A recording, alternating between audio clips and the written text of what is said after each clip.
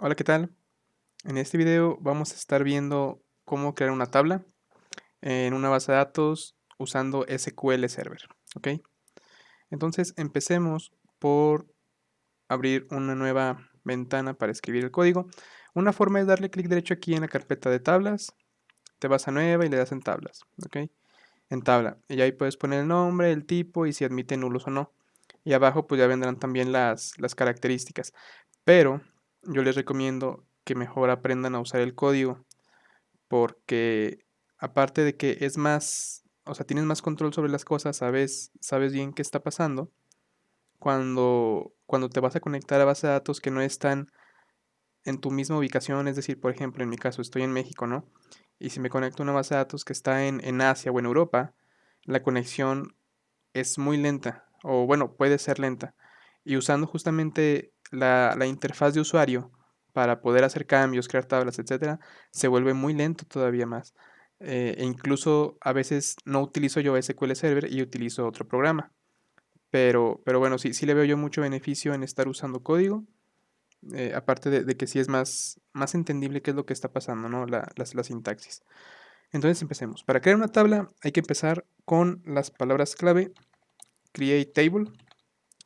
Enseguida vamos a poner el nombre de la tabla. Para nuestro ejercicio vamos a hacer de cuenta que estamos creando una tabla de usuarios. ¿Ok? Entonces la voy a poner user. Aquí, y luego abrimos y cerramos el paréntesis.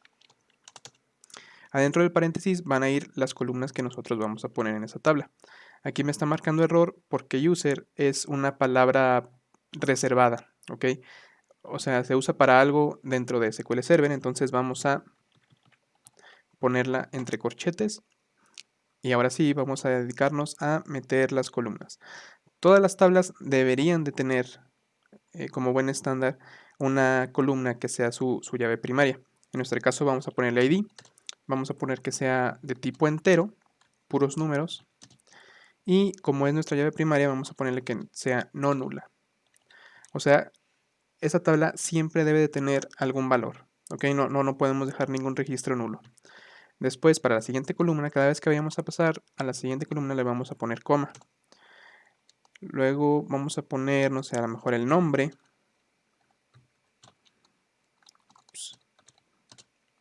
Y vamos a darle que es en programación, por ejemplo en C# o en Java sería de tipo string, ¿cierto? En SQL no hay string, hay varchar, hay nchar. Yo recomiendo que sea varchar, porque el varchar te da, digamos que te da una cadena de tamaño variable. Tú puedes definir, ¿sabes qué? Yo necesito que el nombre sea un string, un varchar, y que de tamaño sea, no sé, unos 500 caracteres, ¿no? Podemos ponerle max, funciona, pero tampoco lo recomiendo, porque esta columna no se puede indexar, no se puede usar para un índice, y aparte sí es medio raro de repente ver en otras bases de datos que utilicen max. Entonces realmente yo recomiendo ponerle siempre un número, ser digamos, sí tratar de pensar cuál pudiera ser el máximo valor, perdón, que llegara a estar en esa columna y asignarle ese tamaño. En este caso también lo marca en azul porque es una palabra reservada y nada más vamos a ponerlo entre corchetes. Posteriormente vamos a indicarle que este tampoco queremos que sea nulo, ¿ok? Supongamos que vamos a querer también una columna de tipo booleano para saber si el usuario está activo o no. Entonces vamos a crearla, le ponemos is active. Aquí no hay booleano, aquí el booleano por decirlo así se llama bit y digamos que sí admite nulos, solo para el ejercicio. Vamos a poner la fecha en la que se registró, entonces vamos a llamarla record date y normalmente lo que haríamos muchos es ponerla como datetime y ponerla not null. ¿Por qué? Porque pues, normalmente casi siempre que se registra un usuario o algún dato en la tabla queremos saber la fecha en la que se hizo esa transacción. Entonces ponerla nula nos deja o nos da posibilidad a cometer un error y dejar ese campo vacío. ¿Ok? Y supongamos que también el usuario va a tener un saldo, ¿no? Estamos haciendo a lo mejor una tabla de una plataforma de una tienda en línea, por ejemplo. Entonces pongámosle saldo. Y aquí nosotros podríamos pensar que como en C Sharp, por ejemplo, o a lo mejor en otro lenguaje de programación, es decimal ese campo o esa variable, nosotros también aquí vamos a ponerle decimal. Sí podemos usarlo, y si vamos a usarlo, acuérdense de que tenemos que poner dos valores distintos, ¿ok? Que por ejemplo podría ser 10 y 7. El primero significa de cuántos números va a ser esa columna, y el segundo valor es cuántos valores puede tener después del punto. En este caso, nuestro valor máximo, como le estoy diciendo que es de 10 dígitos y 7 son decimales, en este caso nuestro valor máximo es de 999.9999. Pero, como nota, en SQL tenemos un tipo de dato que es money, tipo moneda. ¿Ok? Aquí me marca error porque me faltó una coma. Y si ejecuto eso, bien, parece que se ejecutó correctamente. Me voy a tablas, actualizo y podemos ver que ya está esta tabla creada. ¿Ok? El DBO que está aquí es porque las bases de datos en SQL Server digamos, las podemos segmentar por algo que se llama esquema.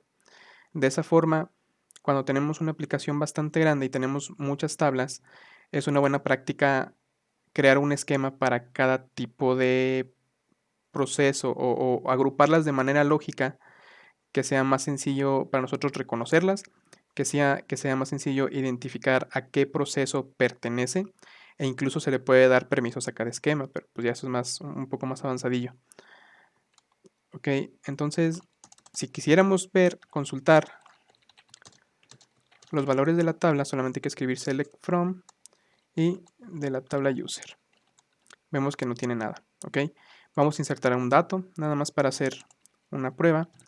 Vamos a escribir el insert into y luego ponemos el nombre de la tabla a la que queremos insertar. Se recomienda siempre poner las columnas que vamos a insertar. En este caso va a ser pues todas prácticamente el ID, name, todas separadas por coma. IsActive, y luego sigue la de record date y luego saldo.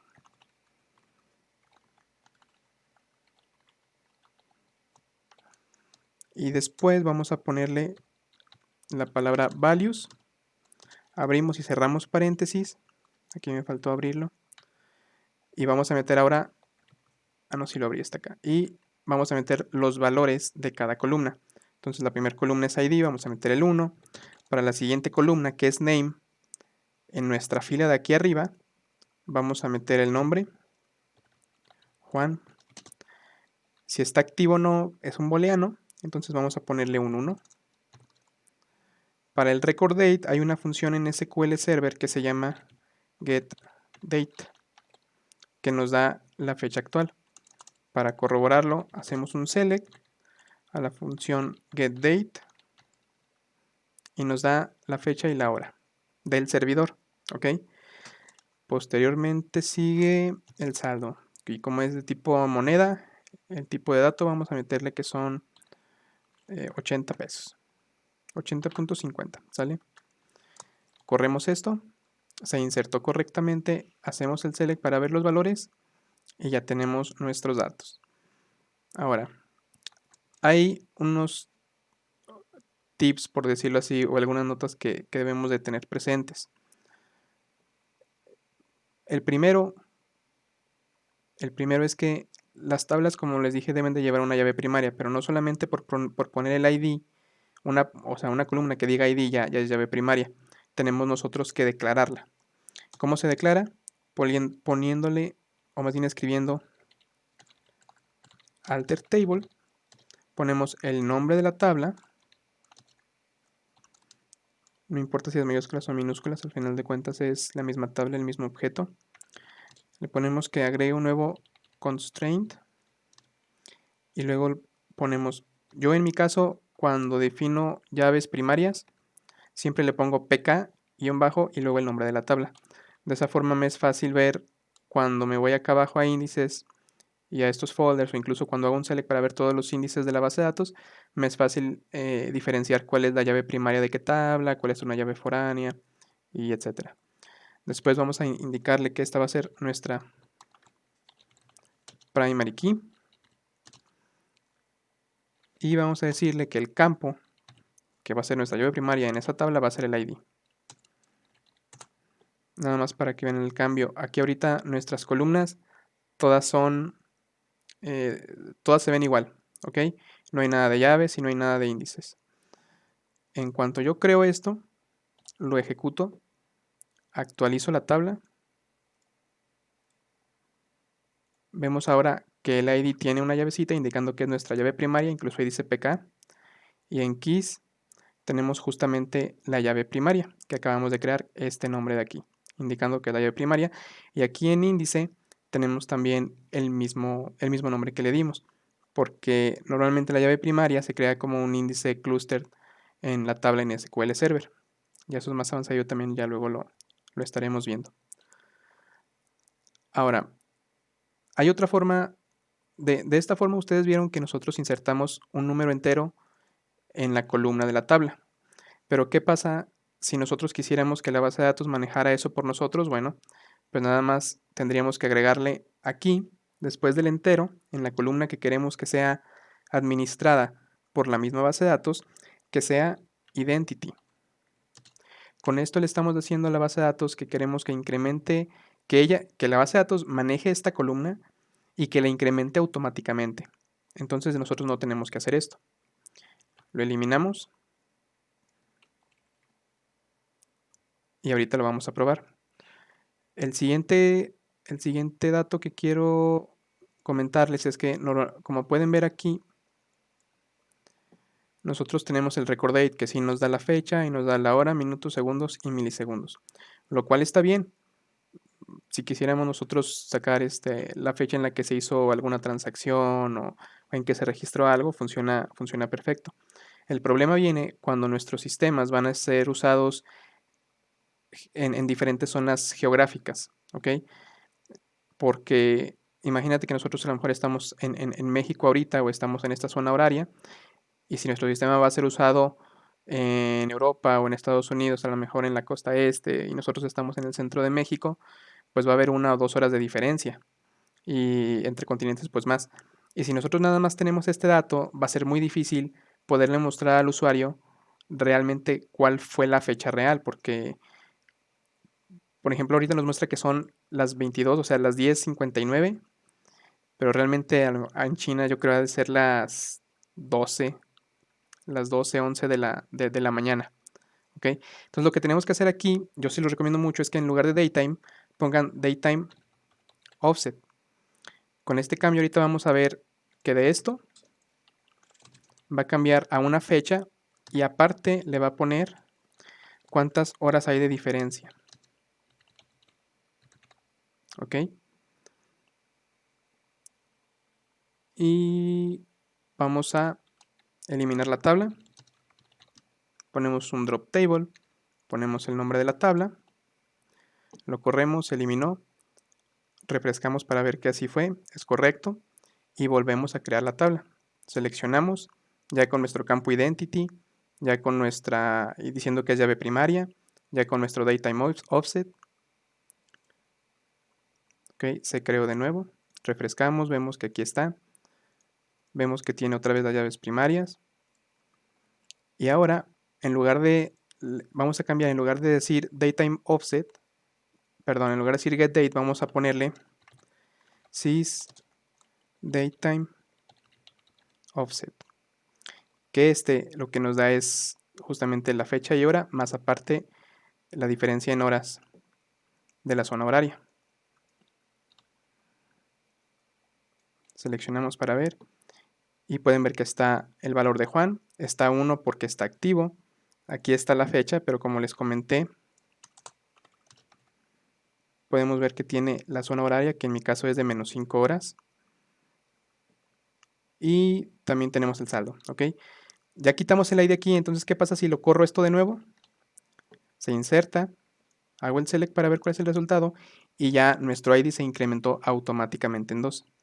Nosotros podemos configurarle aquí, decirle que inicie de tal número y que en lugar de uno en uno se vaya de 5 en 5, de 10 en 10, ¿no? Eso es configurable, pero lo más común es, si vas a usar un campo autoincrementable como llave primaria, dejarlo por default, que inicie en uno y que se vaya de uno en uno. Ya después veremos cómo agregar valores por default a cada columna, cómo hacer cambios a una columna que ya está, cómo agregar y cómo eliminar columnas a una tabla ya existente. ¿Ok? Hasta luego.